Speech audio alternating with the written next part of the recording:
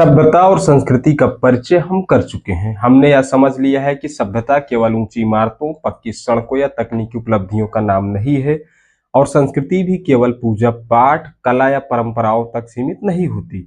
सभ्यता हमारे सामूहिक जीवन को व्यवस्थित करने की कोशिश है, जबकि संस्कृति उस व्यवस्था के भीतर हमारे जीने, सोचने, खाने, पहनने, काम करने और एक दूसरे से संबंध बनाने का तरीका है।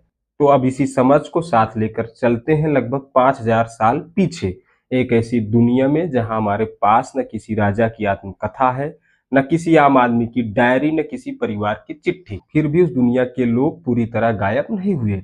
उन्होंने अपने पीछे छोड़ी हैं ईंटें, बर्तन, औजार, आभूषण, मुहरे, कुएं, नालियां, मकानों के अवशेष और ऐसी अनगिनत छोटी छोटी चीजें जिन्हें देखकर आज हम उनके जीवन की तस्वीर बनाने की कोशिश करते हैं।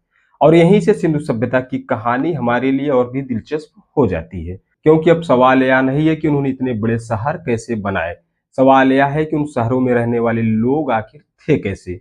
नमस्कार, मेरा नाम है अरविंद यादव और आप देख रहे हैं न्यूज स्पाइन। लगभग 2600 ईसा पूर्व के आसपास जब हड़प्पाई सभ्यता अपने परिपक्व नगरीय चरण में पहुंचती है, तब उत्तर पश्चिमी भारतीय उपमहाद्वीप और उससे जुड़े विशाल भूभाग में एक ऐसी सांस्कृतिक दुनिया दिखाई देती है जिसमें बड़े नगरों के साथ साथ छोटी बड़ी अनेक बस्तियां भी मौजूद थी। हड़प्पा और मोहनजोदड़ो जैसे बड़े नगर इस दुनिया के सबसे प्रसिद्ध नाम हैं, लेकिन कहानी केवल इन दो नगरों तक सीमित नहीं थी। आज के पाकिस्तान से लेकर भारत के हरियाणा, राजस्थान और गुजरात तक इसके अनेक पुरातात्विक स्थल मिलते हैं और यही बात शुरुआत में ही हमें सावधान कर देती है। इसे केवल सिंधु नदी के किनारे बसी सभ्यता कह देना इस पूरी दुनिया को बहुत छोटा कर देना होगा। यह एक विशाल सांस्कृतिक क्षेत्र था। इसके अलग अलग हिस्सों में स्थानीय परिस्थितियां अलग थीं, संसाधन अलग थे और जीवन के तरीके भी पूरी तरह एक जैसे नहीं थे। फिर भी इन दूर दूर की बस्तियों में कुछ ऐसी समानताएं दिखाई देती हैं जिन्हें देखकर लगता है कि इनके बीच गहरे संपर्क थे। ईंटों के मानक, बाट और माप, मुहरों की परंपरा, कुछ विशेष प्रकार के मिट्टी के बर्तन, मनकों की कारीगरी और नगर नियोजन की कुछ साझा विशेषताएं। यानी इतनी दूर रहते हुए भी ये लोग एक दूसरे से बिल्कुल अनजान नहीं थे।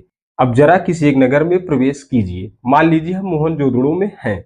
हमारे सामने पक्की ईंटों से बनी सड़क है, दोनों ओर मकान है। कहीं कोई सकरी गली मुख्य सड़क से जुड़ रही है। किसी घर के भीतर आंगन है, कहीं स्नान के लिए पक्का फर्श बना हुआ है और इस्तेमाल किया हुआ पानी नालियों के रास्ते आगे जा रहा है।